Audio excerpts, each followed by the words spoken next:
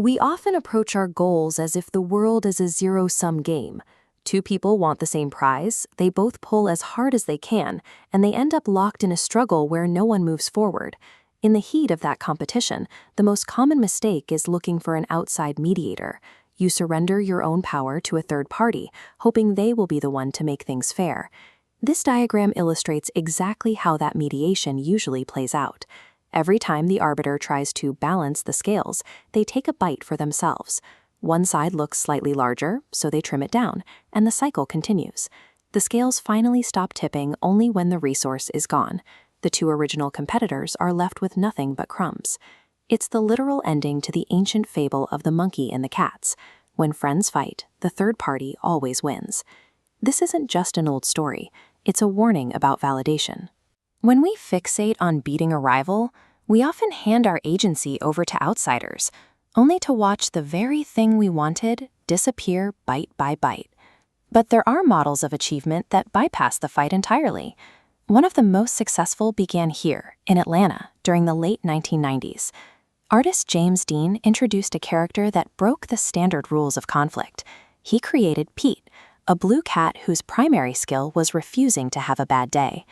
Pete's story is a loop of obstacles. He steps in strawberries, then into blueberries, then into mud, each one potentially ruining his white shoes. But he doesn't fight the circumstances or cry about the mess. Instead of losing his cool, he reframes the disaster. He accepts the new color of his shoes and turns the situation into a groovy song. He doesn't struggle against the dirt, he moves with it. This chart shows the real-world result of that mindset. After years of slow local sales, a YouTube meme acted as a catalyst, sending the property's reach into an exponential spike. Today, that reach includes 87 published books and a major series on Amazon Prime.